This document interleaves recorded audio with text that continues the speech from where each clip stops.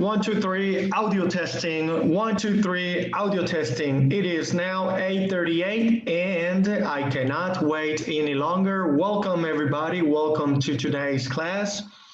Today is May 14th, 2021.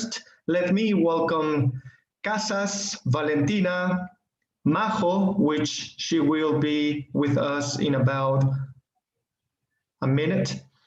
Tamayo and Veronica. Welcome to today's class. As you can see on your screen, let me see who is that. Majo, welcome. Welcome, Majo. So, as you can see here on your screen, today we are going to concentrate on these skills. Remember, as I mentioned, every Friday, we are going to try and conclude each unit. In this case, today is the conclusion of Unit 2. Today, I will activate Unit 2 quiz, and you are going to have time to work on your quiz today. All right, so on the second half of the class, for the ones who decide to work on the quiz, you may do so. Why have I taken this decision? Well, I have seen on my assignment Pearson platform that not many of you have done the majority of the activities. Therefore, I will start giving you time and I will persuade you to work on them. That way, para que no se amontone, como se dice en México, para que no se amontone las actividades. Remember, one of the most important and most valuable grading criteria is the quiz, 30%. So let's begin. Let me clear this out. So as I was mentioning, as I mentioned last class, we only saw and studied gerunds and infinitives. Remember, there are three different types of gerunds in which you can use one or the other, or perhaps either one. So we already went through that. So today I will concentrate on inseparable phrasal verbs, and then we are going to watch a YouTube video about time clauses. In this case, we are going to concentrate with the future tense will. What is a time clause? Well, remember in our first unit, when we studied past continuous and simple past, I was drinking water when my mother called. Well, in this case, it's somehow similar, but it's going to be dealing with the future. Today, I've decided to come up with two different YouTube videos about this. So with that being said, let's begin by watching these videos. Let me welcome. This is Jasmine. iPhone Keimi belongs to Jasmine, correct, Jasmine? Yes, teacher. Perfect. So let's begin by going over inseparable phrasal verbs and future time clauses. So today we will not go over the Pearson platform explanation. I think, in my humble opinion, that the videos that I've chosen will give you the same idea, but with a more visual, it is more visually attractive, okay? Perhaps on Monday, or perhaps in your free time. If you do not understand it completely, then you can go over it, okay? So I will activate these two explanations with its activities. All right, so let's begin. First, what is a phrasal verbs? A phrasal verb. So let's begin by watching that video.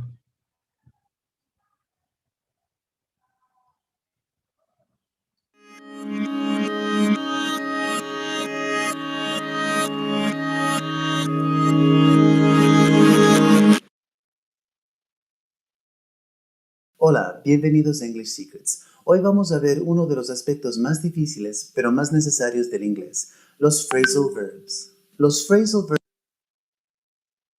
verbs son la unión de un verbo más una preposición para crear un significado completamente nuevo. Por ejemplo, si tomamos el verbo get, que en español significa conseguir, y lo unimos a la preposición up, que en español significa arriba, lo que nos resulta es un phrasal verb que en español significa levantarse. A continuación vamos a enumerar las 5 principales características de los phrasal verbs. Primero, siempre es un error intentar adivinar el significado de un phrasal verb tratando de traducir sus partes, ya que, aunque a veces sí tiene alguna relación, el nuevo significado no suele tener ninguna relación con las partes que lo componen. Así, get up no significa conseguir arriba, significa levantarse. El phrasal verb call off no significa llamar fuera, significa cancelar. El phrasal verb pass out no significa pasar afuera, significa desmayarse o repartir.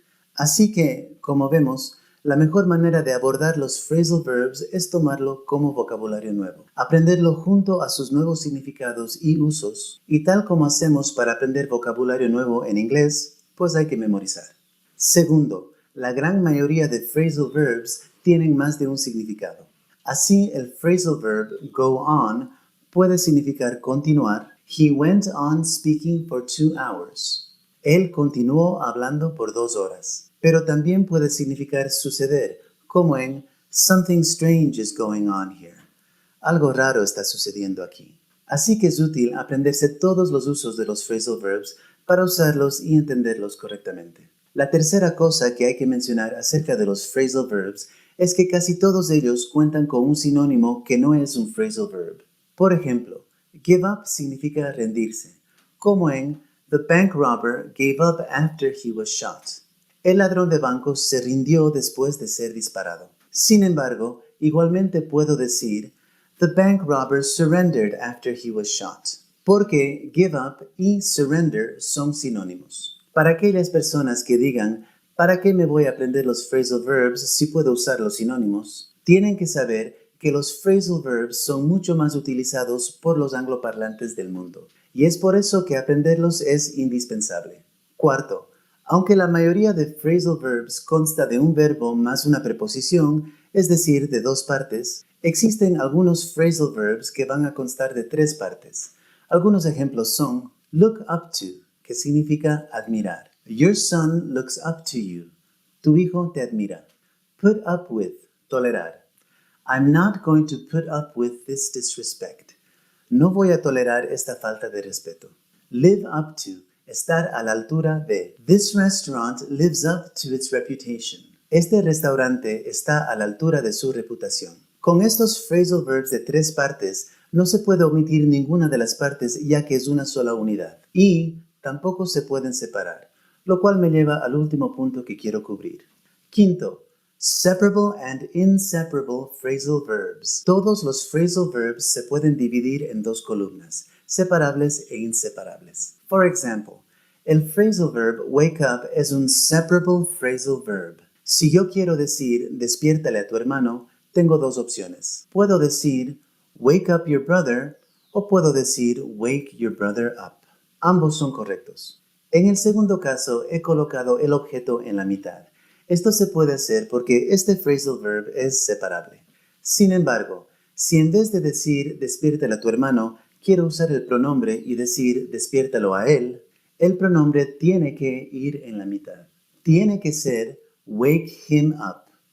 Wake up him no es correcto. En caso de usar pronombres con los phrasal verbs separables, el pronombre debe ir en la mitad. En el caso de los inseparable phrasal verbs, estos no se pueden separar en ninguna instancia. For example, el phrasal verb look after, que en español significa cuidar de, no se puede separar. Si quiero decir cuida de tu hermano, sería look after your brother. No podría decir look your brother after. Lo mismo si usamos un pronombre. Si quiero decir cuídale a él, sería look after him. Nunca look him after, ya que este es un phrasal verb inseparable. Ahora, ¿cómo se distinguen los separable phrasal verbs de los inseparable phrasal verbs? No hay manera de distinguirlos a simple vista, y es por esto que al principio del video dije que esto de los phrasal verbs es uno de los aspectos más difíciles de aprender en inglés, debido a que no existen reglas que nos faciliten su aprendizaje, aparte de las pequeñas indicaciones que yo les he dado aquí. Y puesto que existen cientos y cientos de phrasal verbs, lo que yo les recomiendo es bajarse una lista básica de phrasal verbs. Una lista básica podría contener entre unos 50 a 100 phrasal verbs. Asegúrense que la lista los divida en separables e inseparables. Y ya con esta lista podemos aprendernos unos 5 diarios, memorizarlos, usarlos lo máximo posible y así irlos asimilando. Y eso es todo. Si les sirvió el video, Okay, in this case, I will share these video links, and whenever I find a PDF document, not a list, but a PDF document, I will also share it just so that you can practice. Remember, on the Pearson platform, we are only going to work with no more than 7 phrasal verbs, so you do not need to memorize that meaning. All right, so that was the explanation, okay, about phrasal verbs. Now let's continue with the other grammar explanation. In this case, we are going to concentrate with future time clauses, concentrating on will, future will, okay?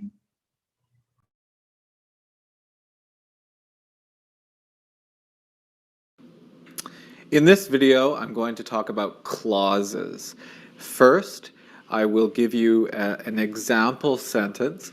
This sentence has 2 clauses. I'll eat dinner tonight when I finish my homework. Now, this sentence has 2 clauses. The first clause is I'll eat dinner tonight. The second clause is when I finish my homework. So, what is a clause? Well, a clause in English always has a subject and a verb. A subject and a verb. Okay, now let's look at the same sentence and let's find the subject and the verb. Okay, I is the subject in the first clause. The verb, will eat. So, I'll eat, subject, verb. I'll eat dinner tonight. That's my first clause. The second clause, when I, okay, we have another subject. When I finish, there's the verb. So you see. Okay, so in this case, on the Pearson platform, we are going to work with the following special word. Let's call it a special word, okay? So we can use, instead of when, we are going to be introduced to this word or this phrase. It's a word, as soon as. As soon as. Remember, we even work on this about the stress and unstressed manner. So, as I mentioned in the beginning of this lesson, in lesson 1, we learn about past continuous and simple past. So there were 2 different actions, 2 clauses. In this case, we are concentrating on the same manner, but in different tense, okay? So we are now talking about the future. So Try to imagine this. Try to imagine, okay? I'll eat dinner tonight. So this has not happened yet. So he will eat dinner, but something must happen first. I'll eat dinner tonight when I finish my homework. Okay, so we have a future and here we have a present. Okay, and we can change when. We can also use it with as soon as. I'll eat dinner tonight when I finish my homework. Comeré, remember, will in Spanish it's always comeré, jugaré, dormiré, okay? I'll eat dinner tonight when I finish my homework. Comeré, cenaré esta noche cuando termine mi tarea. Cuando yo terminar, no. Cuando termine mi tarea. Ahora, si lo cambio a la palabra la cual vamos a tener que utilizar en Pearson Platform en sus dos actividades, que no es siempre, pero sí va a estar implícito. As soon as, en cuanto termine con esto, jugaré. En cuanto termine con esto, haré lo que sea. Entonces, ¿cómo sonaría? Sería, I'll eat dinner tonight as soon as I finish my homework. Cenaré esta noche en cuanto o tan pronto termine mi tarea. So let's continue listening to this explanation about clauses. And remember, this is the last grammar explanation. The first, for example, the first grammar explanation for today's unit, or yes, for today's class was inseparable phrasal verbs. Ok, Nazarena, así que solamente nos perdimos los phrasal verbs y bueno, voy a compartir ese video para los que no están presentes o llegaron tarde, también lo puedan ver. Recuerden que esta clase está en vivo y también se comparte al final de cada clase. Bueno, continuamos con esta explicación y así no vamos a tener que escuchar la explicación de Pearson, solamente se activa la explicación y las actividades. Después de este video, pues vamos a ir con la lectura, la escritura y un poquito de pronunciación para después tener tiempo. Ahora sí les voy a dar tiempo. Ya tengo aquí marcado que a las 8:50, 9:50 Bolivia time, es cuando termina la clase. Así que a las 9:30 ya estamos trabajando en el quiz de esta semana. All right, so let's continue.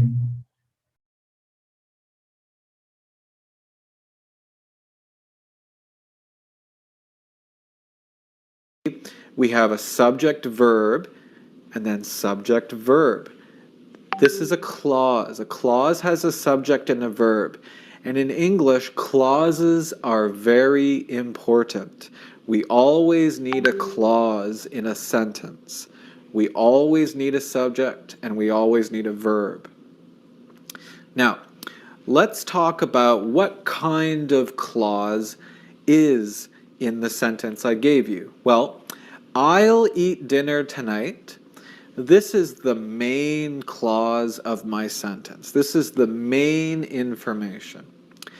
And then when I finish my homework, this is the time information. So we call this the time clause. So we have a main clause and then we have a time clause in this sentence. Now, here are some rules that you need to know. When we are talking about the future, it is okay to say will or be going to in the main clause of the sentence. So in the example sentence I gave you, I will eat dinner tonight. Will is okay. But in a time clause, time information. And in this sentence, we are giving time information about the future. But in English, in a time clause, we cannot use will or be going to. We have to use present simple. I know that's crazy because we're talking about the future, but the time clause must use the present simple. So, the time clause in the sentence I gave you, when I finish my homework. This is present simple. So, in this video, I've explained clauses. Clauses are very important in English. A clause always has a subject and a verb. And also, main clauses can have the word will or have the words be going to, but the time clause must be in the present simple.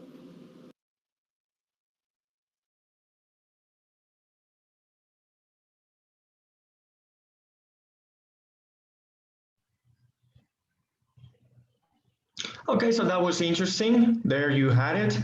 Future time clauses. So remember, there is a special main clause, and the main clause, the important clause, which is the complete meaning, which is what you really want to transmit or let the other people know. The main clause should have the future tense. The second clause should have the present or simple present clause. All right, so with that being said, you are now ready to work on that.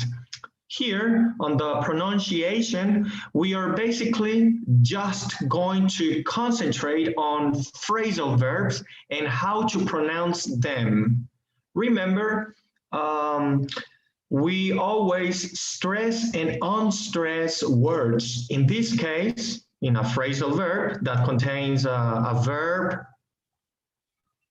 okay? It contains a verb and a preposition. Let's see which one is pronounced stress and what is unstressed. So here, I hope it is clear on your screen. Let me read it.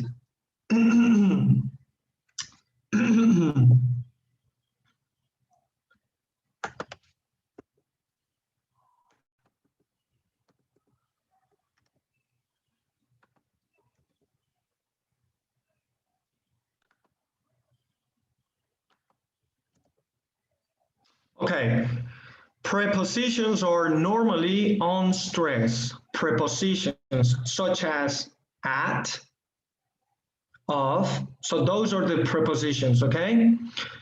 They are shorter, weaker, and less clear than the words around them. O sea que son más cortas, más débiles, ¿ok? Y hasta cierto punto menos claras, es decir, que casi ni se pronuncian. But when a preposition is used as a particle in a phrasal verb, it is often stressed. Pero, okay, in phrasal verbs, we stress it. Es decir, lo contrario. En vez de cortarlo, lo vamos a decir más largo, más alto y que suene que está presente. Especially when the phrasal verb has no object. For example, what's going on? What's going on? Or has a pronoun as the object. For example, I just ran into her. I just ran into her. Okay? Some prepositions are not usually stressed, even as particles at, for, of, with. When we use phrasal verbs, that have these particles, we stress only the verb. For example, what do you think of this? So of is on stress, not clear and weak. What do you think of this? What do you think of this? Okay? All right, so don't let this explanation make it harder. Let's just go over these examples, these phrasal verbs. So let's listen carefully. Listen to these lines from the dialogue. The words in blue and purple are phrasal verbs. Most phrasal verbs are made up of two words, a verb and a particle. When the particle is at, for, of, or with, we put stress on the verb, as in think of. The phrasal verbs shown in blue have stress on the verb. But most two-word phrasal verbs have stress on the particle, as in hold on. When a phrasal verb has three parts, a verb, a particle, and a preposition, we stress the particle, as in catch up on. The phrasal verbs shown in purple have stress on the particle. Do you mind if I look at that? Do you mind if I look at that? Do you mind if I look at that? What do you think of this? What do you think of this? Hold on. Hold on. I'm surprised you never ran into her. I'm surprised you never ran into her. I'm surprised you never ran into her. I need to catch up on the news. I need to catch up on the news. She tried out for the part, but she didn't get it. She tried out for the part, but she didn't get it.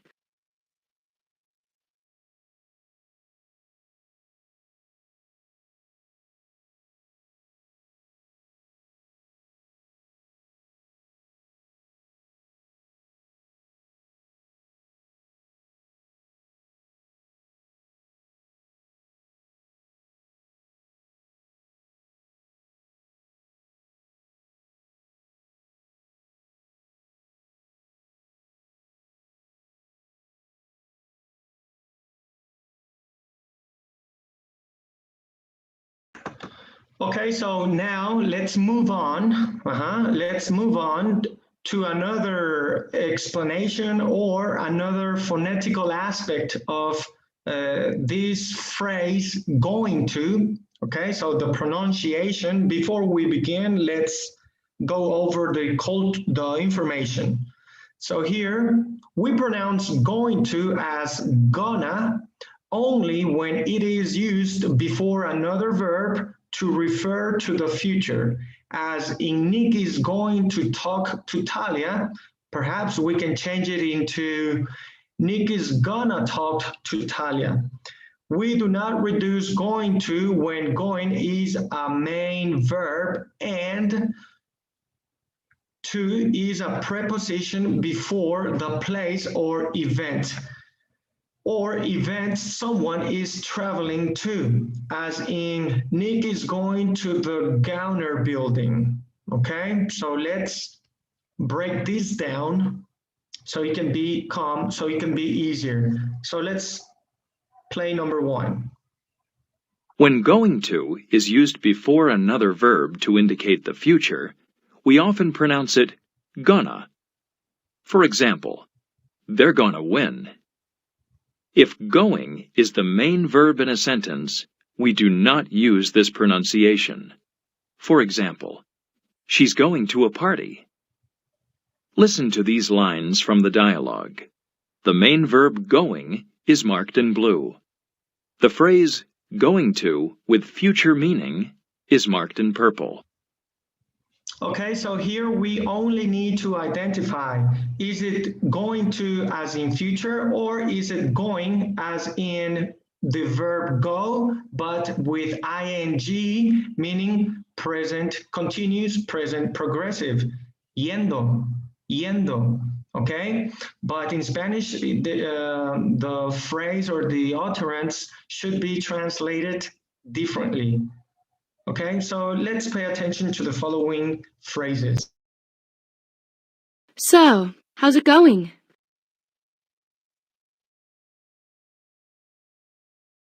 So, how's it going? My life is a mess, and just when things were going great. How is it going? ¿Cómo va? ¿Qué tal? ¿Cómo te lo estás pasando? Okay, ando. Good.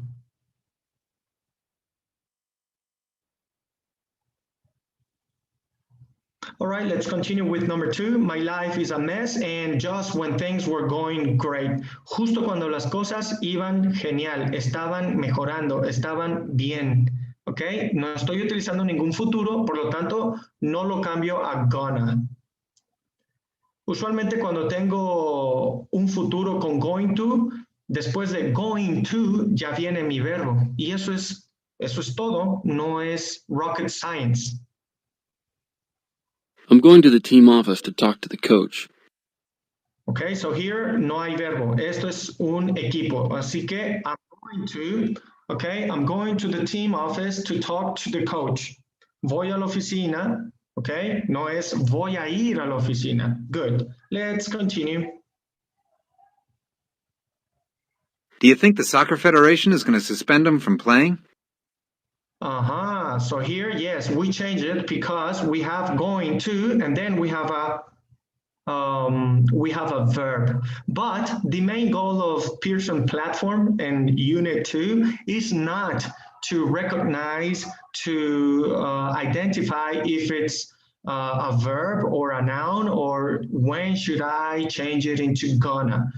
The main goal is that you are able to notice that you feel free and comfortable using going to and gonna whenever you feel like it, as long as you understand that, in my personal opinion, I think that gonna is informal. You cannot talk to your university professor with gonna. You cannot write a university essay using gonna. And of course, at your job, with your boss, only your boss, try not to use gonna. This is only used in the streets, in informal English, with family members, with friends, okay? So you know the difference, but you now know you can pronounce it as gonna. Let's listen to the last 2. I'm not going to comment until we know more. Comment is the verb. I'm not going to comment until we know more. What is Nick Crawford going to do? What is Nick Crawford going to do? All right, so we now have a better idea of going to and gonna. We are looking for a verb in the future, going to. All right, so with that being said, my dear students, we are almost done. We only have 20 more minutes. So let me activate it. Pronunciation. Okay, so we are only going to do the activities. In this case, in this unit, we are not going to pre-record ourselves. No pre-recording for gonna.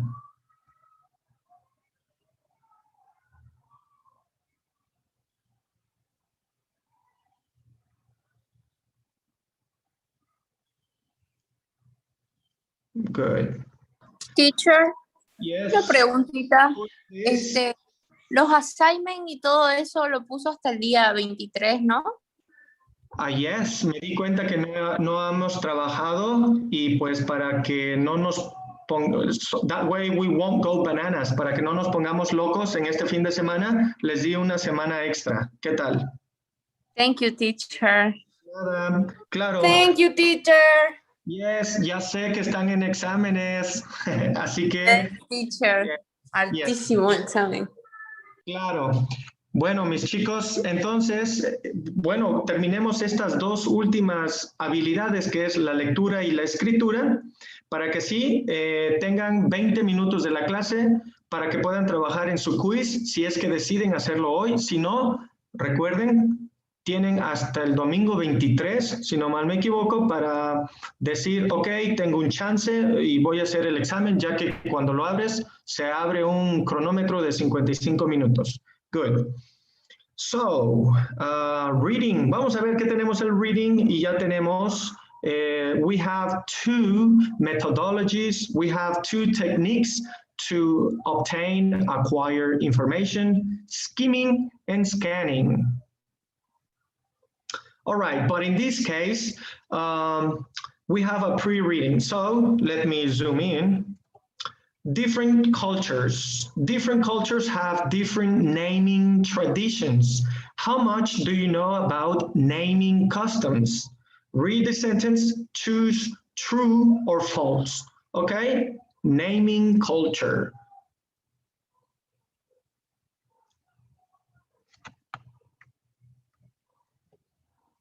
All right, so here we have 4. Ahora sí me van a ayudar a leer para que pues no se me duerman y ustedes empiecen a ser activos. So, Casas, number 1. Okay, in Japan, most girls' names names end in ko, which means child.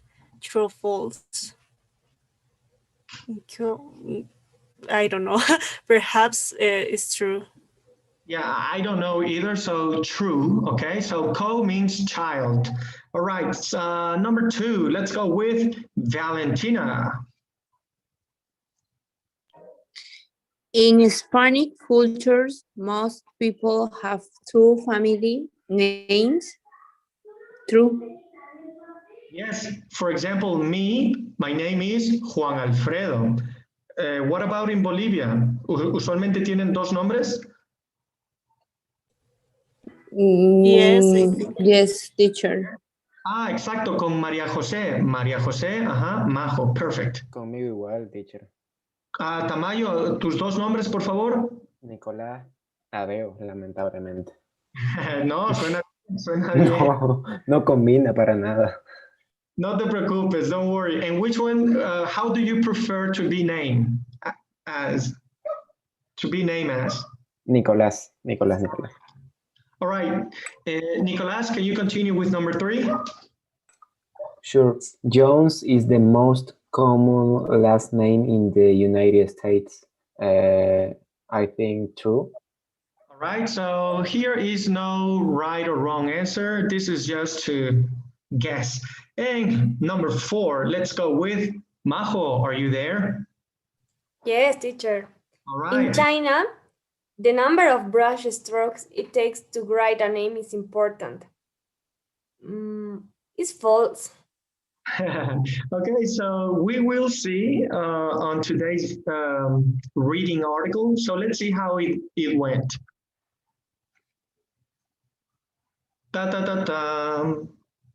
All right, 50, no problem. So here, number 1 and 2 are correct. Number 3, Jones is not the most common last name. We will see that on the article. And in China, this was true.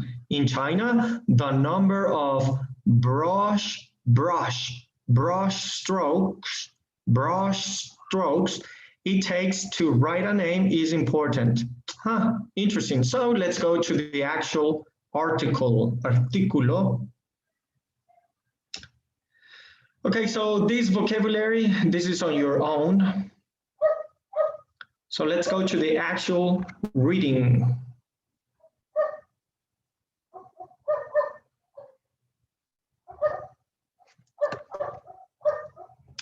Read the article, then read the sentences, true or false. All right, so what's in a name? ¿Qué hay en un nombre? Before I continue, or you guys continue, let's go over the glossary. We have a short name, opposite, maiden name, actual, and Hispanic. Short name, formal, a last name. Okay, so this is a synonym for apellido, last name. I'm sorry, I know that your first name is Alessandro, but what's your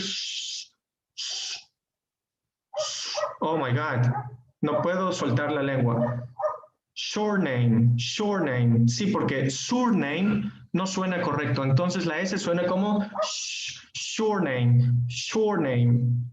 Y bueno, yo como estudié en Estados Unidos, yo creo que short name se utiliza más en inglés de Inglaterra, así que last name es el que siempre he escuchado, inglés americano. Opposite es muy fácil, es lo opuesto. Maiden name. the family name that a woman had before she got married and began using her husband's name. Bueno, pues en Estados Unidos las mujeres acogen el apellido del el esposo. Entonces, si yo me caso con mi novia, ya no se va a llamar, o bueno, ya no se van a referir a ella como Teresa Reyes.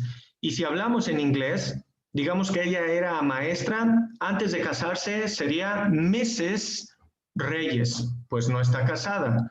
Y ya como se casó conmigo y yo me apellido Zulueta, cambia a Miss Zulueta. So Teresa takes my maiden name. Toma mi apellido por parte del matrimonio. Tenemos un ejemplo. Some women in the United States use their maiden names as middle names. Ok, interesante que lo utilicen como su segundo nombre. Actual, adjective, significa real, especially when compared with what is believed, expected, or intended. There was a rumor that Jack's new house cost $5 million, but the actual amount he spent was much lower than that. All right, Hispanic. What is a Hispanic? Are you Hispanic? Are you Latin?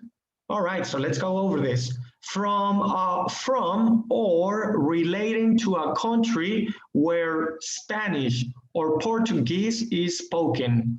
Por eso somos Hispanoamérica.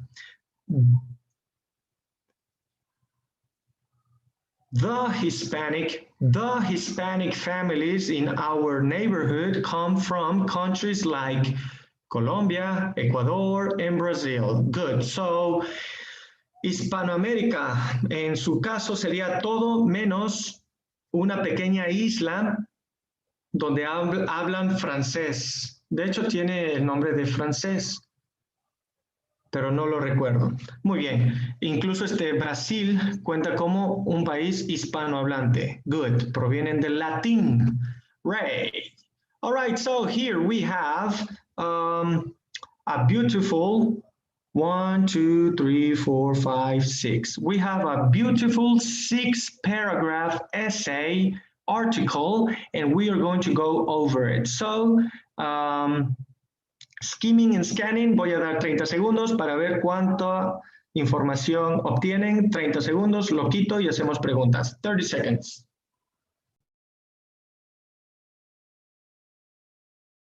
Teacher, se ve borroso. Thank you. Ahorita. 1 second.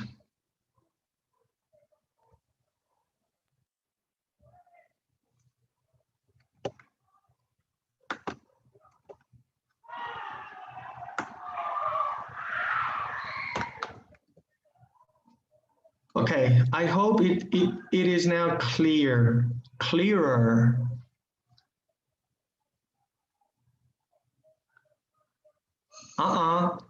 es de 2 sílabas, por lo tanto puedo utilizar more clear o clearer. Oh my God, eso va a ser mi tarea. ¿Cómo sería más claro en inglés? Clear or more clear? Clearer, more clear. More clear, I think. Clear, yes, because I never heard of clear. Yes, y recordando the grammar rule, solamente adjetivos con una sílaba son los que se les agrega la ER. Por ejemplo, bueno, son adjetivos cortos. Bueno, no sé por qué se me vino, pero sexy, sexier. No existe more sexy. Fast. Ese es de una sílaba. Faster. Más rápido. Ok. 10 segundos. Sorry.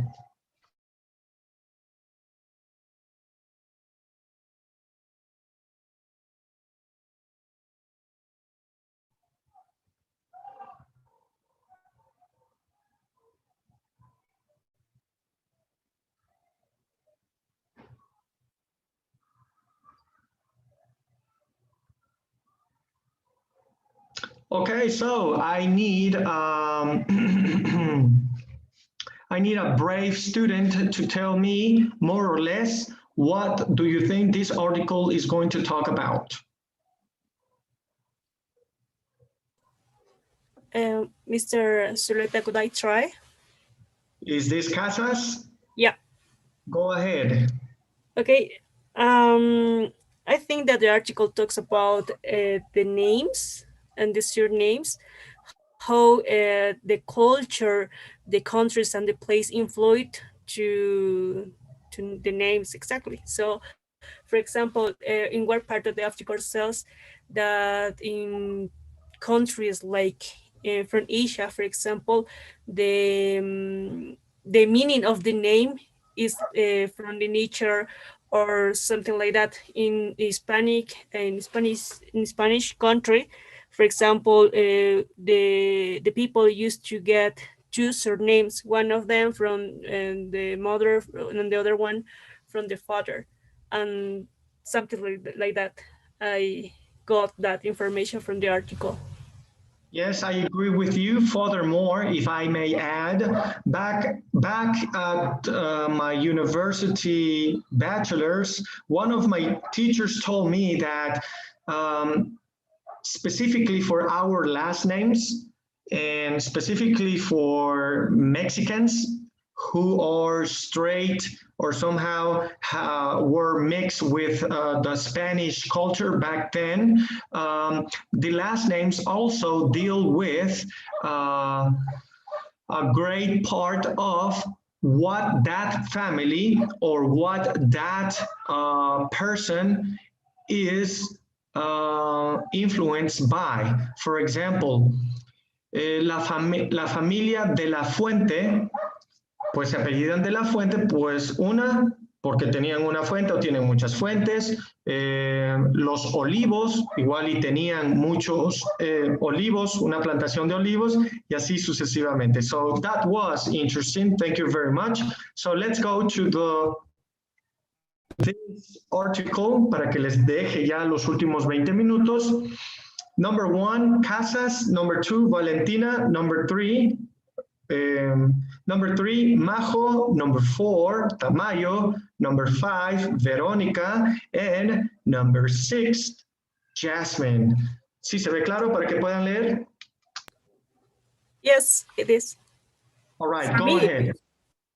All right. Okay, we all from the title or just the first paragraph?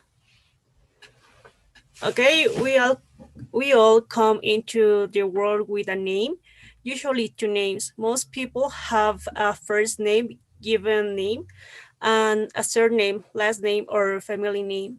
That much is the same through most of the world, but actual names and meaning custom are different in different cultures.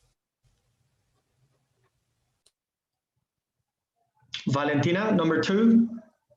Okay, teacher. In Vietnam, as in many Asian countries, the order of names is the opposite of the order in North America and Europe. Vietnamese people put their family names first, then their middle name, and then their first name. In the past, most European Wait a minute, Majo. So here we have in Vietnam, which is in Asia, and here is something interesting. They use the opposite of the order as in North America. I am not sure if we can use opposite, but it is correct.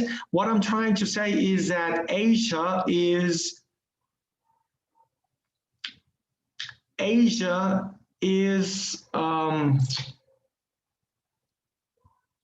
this Asian culture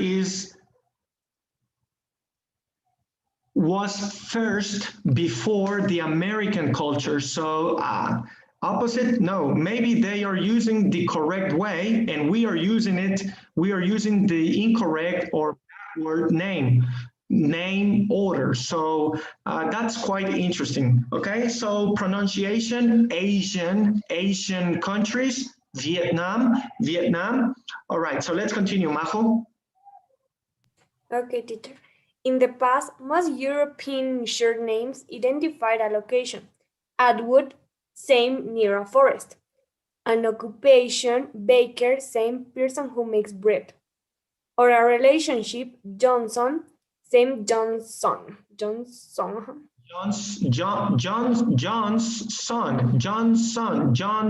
El hijo de Juan se convierte en Johnson. Y lo traduce. Déjame. Hijo de Juan, es un apellido. Juan, hijo de Juan. Interesante. Short names in Scandinavian countries like Norway and Sweden usually provide information about relationships. For example, Sen means son of, so the last name Larsen means son of Lars. Hispanic cultures often use two short names. A child has the short name of both the mother and the father. For example, if the mother's short name was Garcia and the father's short name was Santiago, the child's short name would be Santiago Garcia. Yes. Veronica. Traditionally, women in North America take their husband's last name and drop their own maiden name, and their children have the father's short name only. But often now, women are either adding the man's last name after their own, or they are just using their own last name. They then typically give their children both surnames. The child of Bill Smith and Cindy Jones might the Julia Jones Smith. Thank you. So typically, traditionally, and last but not least, Jasmine. Like language and religion, naming tradition are an important part of a person's culture heritage. You can learn a lot about a person and their culture by learning about their names. Thank you very much. And that is for sure. Culture says a lot about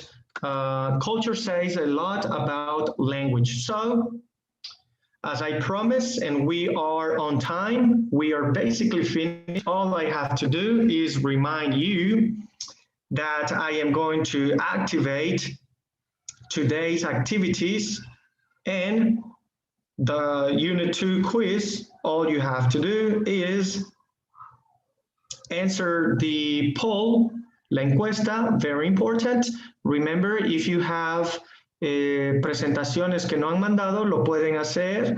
Yo en cuanto lo reciba, lo pongo en la clase cuando tenga algún espacio. Eso es para los que no han mandado o se han atrasado, y he bajado de 8 minutos a 6 minutos para que no sea mucho trabajo.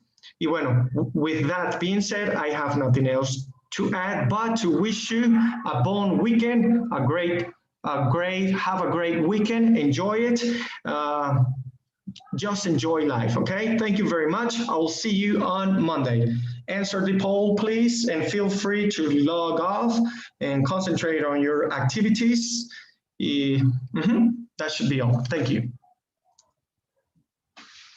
Thank you, teacher. See you Monday. Bye-bye. And to you, teacher. See you Monday. Thank you. Thank you, teacher. Bye-bye, teacher. Bye-bye.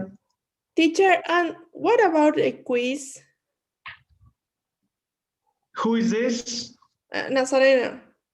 Yes, Nazarena. El quiz, como ya terminamos la unidad 2, pues lo activo el día de hoy y estoy dando hasta dentro del otro domingo, no este, sino el otro, domingo 23, para terminarlo. El quiz de la primera unidad, pues como vi que no estaban trabajando la mayoría de tus colegas, también decidí ponerlo o dar una semana más. Todo caduca hasta el 23 de mayo, domingo 23 de mayo.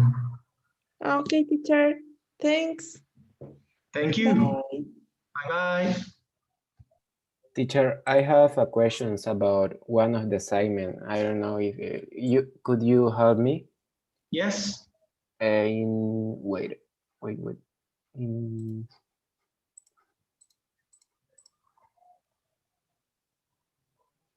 could I podría compartir mi pantalla para que la vea? Sure. Let me make you a co-host.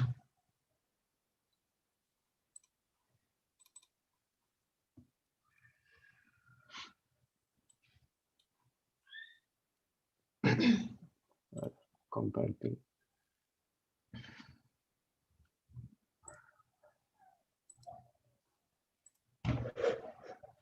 ¿Lo está viendo? Sí. Yes. Yes, well, I don't know what do you want me to do here. La verdad no entendí muy bien qué es lo que tengo que hacer aquí. Okay, so en we have, esta tarea. okay, so here we have Roger and Henry, and here we have the criteria: age, height, weight, goals scored. I believe they play soccer, experience, and personal goal. So here we have Roger and Henry are certainly the two best players on the team, but there are some important differences. Roger, for example, Roger